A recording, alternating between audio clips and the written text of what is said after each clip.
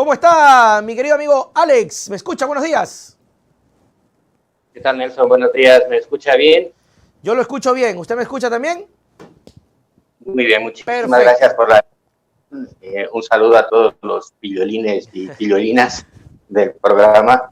Si me Gracias. permite, antes de empezar, ya poniéndonos serios, me gustaría recordar a todas las víctimas del paro nacional, Ok. porque no son muertes, son asesinatos de Estado, son crímenes de lesa humanidad que tienen los responsables que pagar en su momento.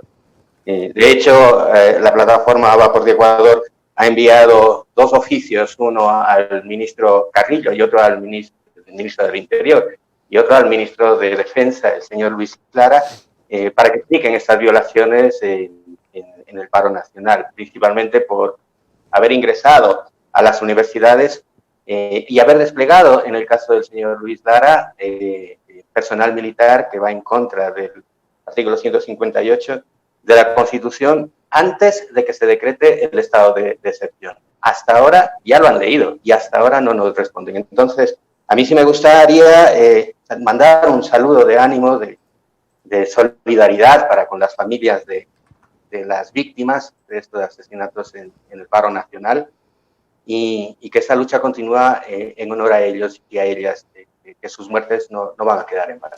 Definitivamente, Alex, yo creo que no va a quedar en la impunidad, estoy segurísimo de eso, aunque lamentablemente hoy tengamos una justicia y tengamos un gobierno y tengamos todas las cosas en contra en el sentido de que se protegen, ¿no? Se cuidan, se guardan. Una de esas situaciones es el tema de la revocatoria, el tema de la destitución, es decir, por todos lados se nota y se siente esta cuestión de proteger a Guillermo Lasso. La negación de los formularios es realmente porque no se cumplió por parte de los peticionarios o es que realmente hay una protección ya descarada al presidente de la República. No solo que es una protección, es una burla al pueblo ecuatoriano y es un pisoteo más a la Constitución, ¿no? Nosotros en su momento, allá por 2018-2019, en el régimen, en el primer periodo del señor Guillermo Lasso, con su PLL en Carondelet, Lenin Moreno Garcés, ya consultamos sobre este proceso de revocatoria de mandato y en aquel tiempo la excusa que manejaban era que el Consejo Nacional Electoral necesitaría una disposición por parte de la Corte Constitucional porque no habían los lineamientos en un proceso que no se había llevado a cabo nunca. Y que los peticionarios tendrían que ir primero a la Corte Constitucional y luego la Corte Constitucional comunicar al Consejo Nacional Electoral. En aquel entonces, eso no está estipulado en ningún sitio. Por tanto, que el CNE haya decidido como juez y parte, incluso si el propio CNE hubiese emitido un reglamento interno para este tipo de cosas, ellos no pueden ser, lo que digo, juez y parte. De ahí que ni en la Constitución, ni en las leyes, ni en los reglamentos existe nada que diga que el CNE tenga que validar los argumentos por los cuales se pide la revocatoria del mandato. Lo único que tienen que hacer es, existe la petición, que es lo que dice la Constitución en su artículo 105, bueno, pues miren, tomen los formularios y su función es luego validar las firmas para que éstas puedan ser regidas a lo que dice pues, el artículo 105, ¿no? Y 106, en el sentido de, para el señor Guillermo Lasso, prácticamente 2 millones de firmas, pero para la revocatoria de Alfredo Borrero, 1.310.000. ¿Por qué? Porque no, el 15% solo aplica al presidente. Al resto de funcionarios públicos, incluido el señor Alfredo Borrero, aplica el 10%. Entonces, aproximadamente deberían ser 1.310.000. En total serían 3.400.000 por redondear, ¿no? Pero esa es la función del CNE. Y en esa línea no pueden ellos haber, y menos con estos argumentos torticeros, que uno de ellos es, no se puede invocar a la revocatoria de mandato porque un plan de gobierno está estipulado para 4 años. Eso fue terrible. vamos a ver, ¿de dónde han salido ustedes? Pero es que han ido a la universidad, ¿de qué universidad han salido? Porque para llegar a estas instancias de representación pública, como es el caso del Consejo Nacional Electoral, están ellos violando incluso el artículo 105. El artículo 105 lo que dice es que después del primer año y antes del último año se puede, ¿no?, pedir la revocatoria del mandato por parte de la ciudadanía. Fin. No dice, hay que ver, esa evaluación, ese criterio que lanza el CNE es no solo politiquero, sino que, insisto, viola todos los preceptos. Por tanto, hace rato que la Corte Constitucional de oficio debería pronunciarse, porque están violando la Constitución. O sea, la Corte no necesita una denuncia, pero aun cuando la necesitase, pues el señor Pedro Granja, la Coordinadora Nacional Jurídica y en general las organizaciones de lucha social deberían estar ingresando esa denuncia a la Corte Constitucional. Pero es que hay además alguien o personas que deberían ya hace rato también haberse activado y que es su obligación constitucional también. ¿Quién es? La Asamblea Nacional. Porque la Asamblea Nacional está para fiscalizar precisamente a todo funcionario público, a todos, sin excepción, indistintamente incluso que, yo qué sé, es que no podemos esperar nada de gente como la Izquierda Democrática, aun cuando en la muerte cruzada hubieron 4 asambleístas de Izquierda Democrática que sí votaron a favor de la destitución de Guillermo Lasso. Hubieron 5 asambleístas de la bancada de gobierno, del BAN, que votaron a favor de la destitución de Lasso. Sí, cierto. Sí, le doy los nombres, sí, pero quienes realmente salvaron a Lasso en una clara conmoción interna y crisis política en el país, que no había por dónde negar eso. No existe esa conmoción. La izquierda democrática. Pero aún más allá de eso, porque no se le puede pedir a la izquierda democrática, pues al menos los 2 partidos en principio progresistas, UNES y Pachacuti.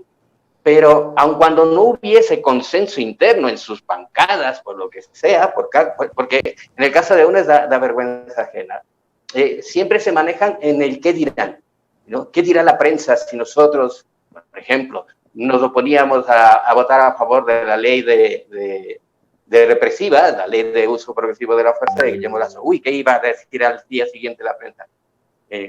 La prensa de derecha, claro.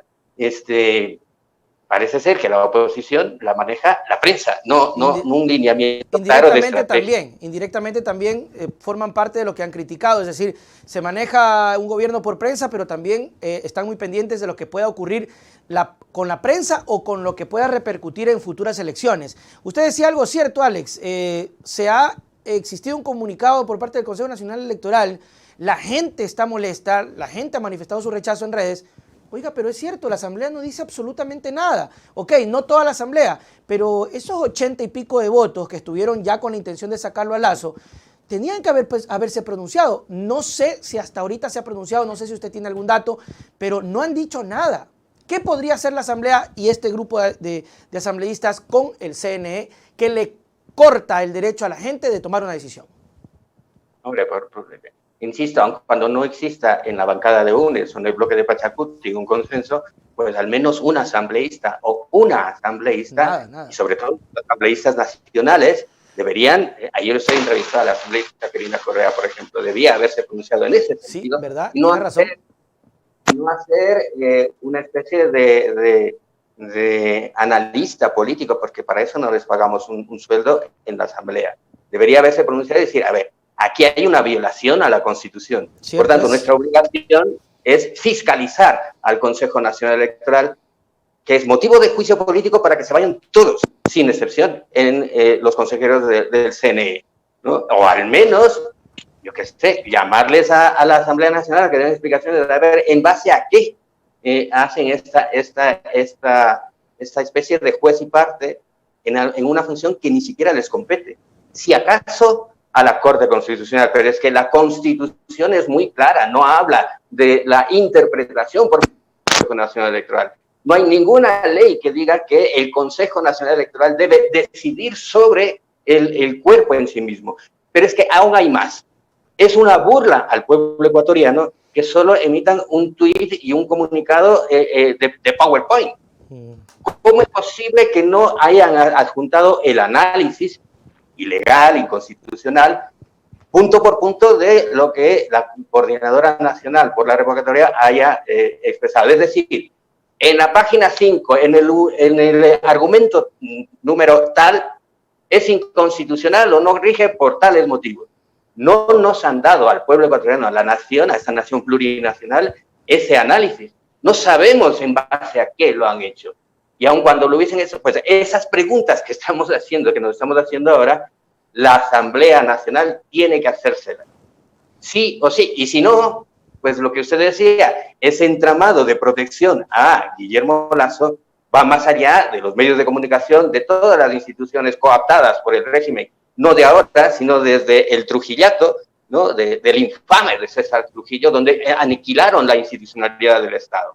Bueno, pues si además quienes teniendo la obligación de hacerlo no lo hacen, pues también son cómplices de todo esto. Me causa curiosidad, Alex, me causa curiosidad y tiene toda la razón. Entonces estamos en un panorama en donde ya a estas alturas los partidos políticos están más enfocados en las elecciones. Por eso veíamos ahora que en lugar de rechazar el hecho de que se niega el derecho a la revocatoria, más bien estamos viendo a los partidos ya anunciando mensajes electorales. Y tal vez, Alex, Revolución Ciudadana, que es el bloque más grande, y Pachacuti dice, ¿sabe qué? No nos metamos en ese vals porque nos vamos a desgastar y no nos interesa. Indirectamente también le dan la espalda al pueblo, ¿no? Pero también les va a costar muchos votos en las urnas. Eso es indudable, porque nosotros estamos esperanzados, al menos desde las fuerzas progresistas, que bien hayan votado a Pachacuti, y en nuestro caso a la Revolución Ciudadana, a UNES, y lo decimos abiertamente nosotros en el tema de la plataforma por Ecuador, porque la mayoría de nuestros compañeros y compañeras, no todos, pero la mayoría son correístas. Claro. La plataforma es apartidista, pero tenemos una ideología clara, es progresista.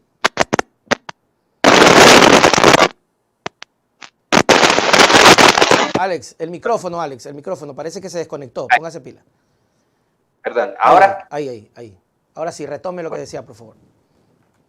Sí, y esa es la estrategia de los partidos políticos, en este caso de Pachacuti y de UNES, que por cierto, cabe indignación que en pleno paro nacional estén todavía dedicados a salir a las calles a hacer campaña política. Era absurdo. Pero más allá de eso, deberían saber que el pueblo ecuatoriano, a diferencia de esas dirigencias de élite, de los burós y tal, el pueblo no es tonto, no somos tontos y vemos su accionar.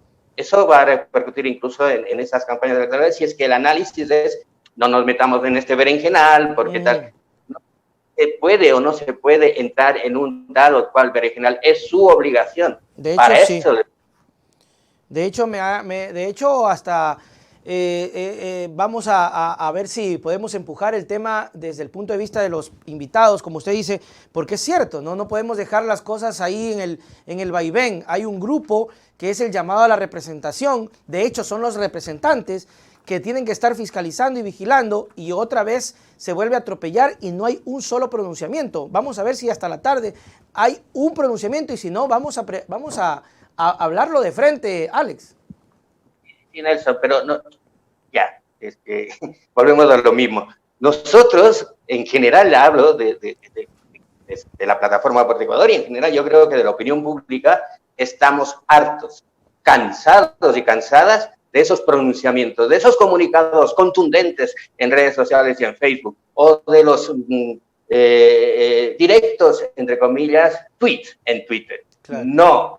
No, tiene que haber una acción oficial, oficios, y es que pueden fiscalizar a quien les dé la gana desde la Asamblea Nacional. Hombre, a quien les dé la gana con justificación, obviamente. Claro. Pero un pronunciamiento no sirve de nada si no van a lo que tienen que hacer. Y es tan sencillo como, y lo hacen cuando quieren, claro, redactan un oficio, justifique, señora Tamaín, el hecho de la negación, ¿en base a qué? ¿Qué reglamento ha utilizado? y denos esa información. ¡Tin!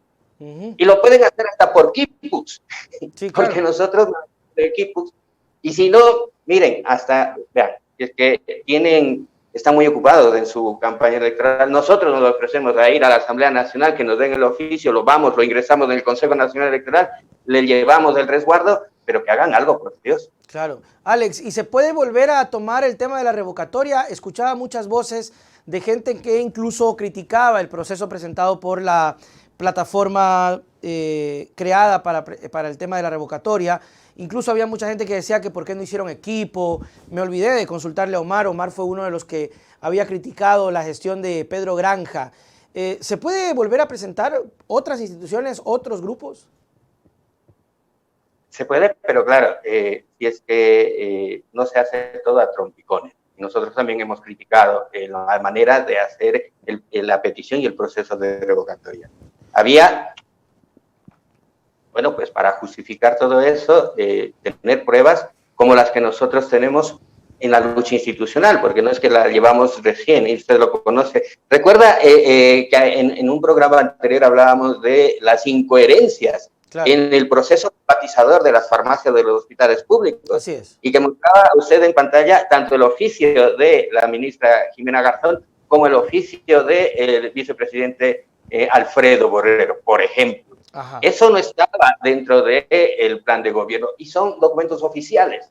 Entonces, solo con presentar esos documentos oficiales diciéndoles, miren, esto no estaba en el plan de gobierno. Y encima existe una incoherencia entre la ministra de Salud, la ex ministra ahora ya de Salud, Jimena Garzón, que ratificaba oficialmente que no existía ninguna disposición por parte del Ministerio de Salud Pública para privatizar o externalizar, y lo digo casi textual, privatizar o externalizar las farmacias de los hospitales públicos, mientras que el vicepresidente Alfredo Borrero mantenía que ese proceso se había hecho en base a unas mesas técnicas donde el Ministerio de Salud Pública estaba también coordinado. Cuando la ministra decía, bueno, no es verdad, eso es para, no solo en la revocatoria de mandato, sino que otra vez, la Asamblea Nacional debería actuar. ¿Y por qué debería actuar, Nelson? Porque ya van cerca de 3 meses que le hemos enviado el oficio, todos los oficios de la ministra Jimena Garzón, todos los oficios que recibimos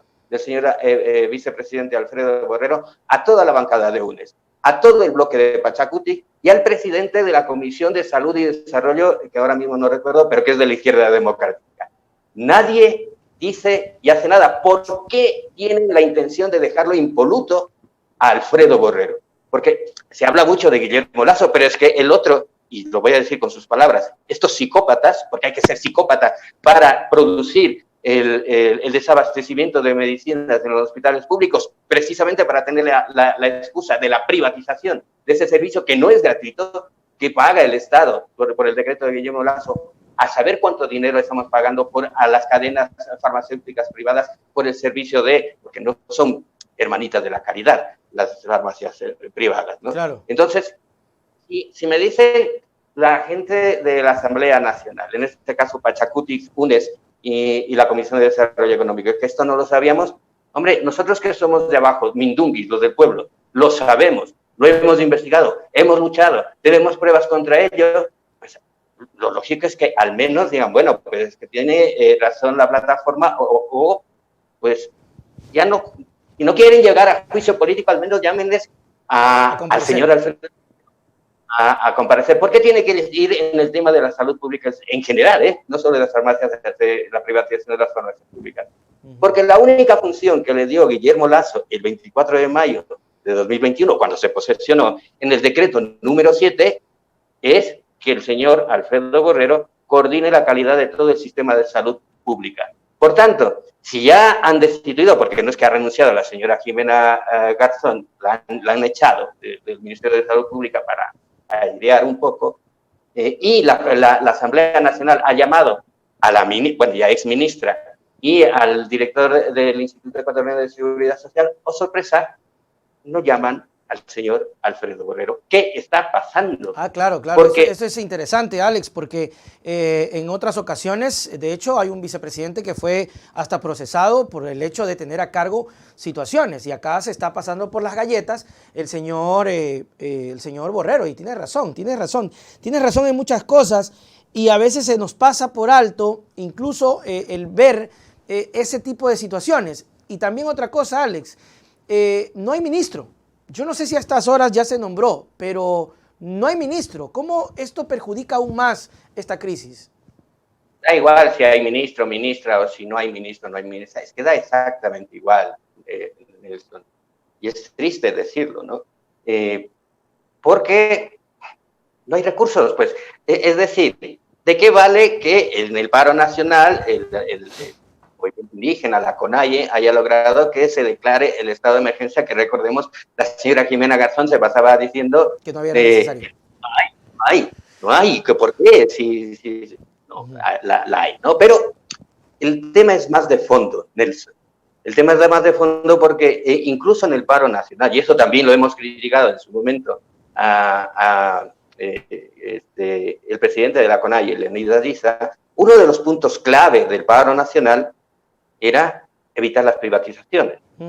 Y evitar las privatizaciones implica que el Estado, no solo el gobierno central, las alcaldías, las prefecturas, las juntas parroquiales, todo, ¿no?, tenga los ingresos que se provienen de nuestra infraestructura pública, de nuestros recursos naturales, del petróleo, etcétera, etcétera, etcétera. Y si no se frenaba eso, ¿de dónde va a tener, por mucho que declare el estado de emergencia a la salud pública, el gobierno para asignar esos recursos? O bien le va a quitar de la educación pública para asignarle en esta emergencia a la salud pública, luego saldrán los maestros y dirán, oigan, ¿qué es? Bueno, pues ahora declaramos de emergencia a la educación pública y le quitarán recursos a la salud pública para asignar lo que hacían en los 80 y los 90, que parece que no tenemos memoria. Y con todo el dinero que está pidiendo, sobreendeudándonos con el Fondo Monetario Internacional, y que ni siquiera entran al país, van directamente de las cuentas internacionales del FMI a las cuentas internacionales del Banco Central del Ecuador en el exterior, para reforzar no solo el pago de la deuda externa, sino la garantía de que esas privatizaciones que están en marcha, están en curso, no sean revertidas de aquí a 40, 50 años. ¿Con qué? Con el paraguas de los arbitrajes internacionales, en este caso el CIADI. Eso que estamos nosotros, dale que te pego, una y otra vez hablando, hay que quitarle ese paraguas a Guillermo Lasso, peleando la derogatoria de los decretos 122 y 165 de Guillermo Lasso, que dentro de lo que es el paro nacional se ha derogado el decreto 95. Pero es que ya que se pedía la derogación de un decreto, pidan también el 122 y 165, que insisto, no es que no lo hayan sabido. Yo me he reunido con el señor Leonidas Diza al menos 3 veces desde el 2019 explicándole esto al detalle. Ha dicho, no lo sabía, no lo entendía, ahora lo entiendo muy bien, es gravísimo para el país, tenemos que activarnos, nos vamos a activar, y eso desde hace un año. Lo mismo con asambleístas de UNES y Pachacuti. Sí, salvo 9 de 47 que sí han presentado las acciones que se tienen que hacer en la Corte Constitucional. Y termino. Por tanto, si todo este engranaje no se pelea, no se lucha al núcleo del problema, lo que se consigue en estos paros, por eso hacía referencia a las víctimas, a los asesinatos, que no son muertes, son asesinatos, que sus vidas no pueden haber sido ofrendadas en vano, claro, porque no se ha luchado al núcleo, que es lo que todos estábamos luchando. Y digo estábamos porque el movimiento indígena dicen, no, ustedes que no han apoyado y nosotros hemos estado en las calles. Evidentemente quienes más lucharon, más afectados se fueron es el movimiento indígena, porque estuvieron ahí. Quienes hemos estado no solo en las calles, sino apoyando en los centros de paz aquí en Quito, tanto en la Universidad Central como en la Politécnica Nacional, hemos visto lo durísimo, pero también la valentía, el coraje de un pueblo indígena de no ser más pisoteado y de enfrentarlo, ¿no? Pero claro, si sus dirigencias, en ese caso el señor Leonidas Diza, no va al fondo del problema, y es comprensible, 18 días, durmiendo a la intemperie, sobre el suelo, muriéndose del frío. Es duro, es duro. Por mucho que haya existido solidaridad y demás por parte del pueblo quiteño para darles alimentación, medicinas en nuestro caso, que era gravísimo, era triste, ¿no? Triste que las medicinas que pedían los médicos de la Universidad Central y el equipo, urgentemente teterolaco, urgentemente analgésicos fuertísimos para las heridas, para los niños que nosotros, y lo transmitimos en directo en una de esas tardes, niños y niñas que vinieron pues con sus familias desde el campo, porque así se manejan en el campo, y sobre todo porque ¿con quién dejan a los niños y niñas en el campo? Pues se los traen, ¿no? Sí.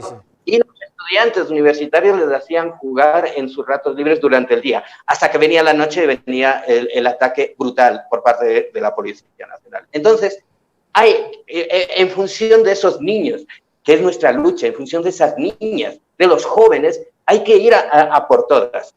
A combatir al sistema. Nosotros, y le doy una primicia, no sé si lo habrá visto en nuestras redes sociales, que todos los oficios que nosotros enviamos no es que nos los guardamos, los publicamos en todos los canales de comunicación que tiene la plataforma por Ecuador. Bueno, pues hemos exigido que comparezca ante nosotros en su despacho, aquí en Quito, el Procurador General de la Nación, el señor Íñigo Salvador. Y le hemos citado el próximo día, viernes 8 de julio, a las 12 del día, en la Procuraduría General del Estado, para que explique las gravísimas irregularidades que nosotros hemos detectado en el juicio que condena el CIADI precisamente a Ecuador a pagar ahora mismo alrededor de 450 millones de dólares, que lo pudimos detener gracias a esa lucha institucional en plena pandemia.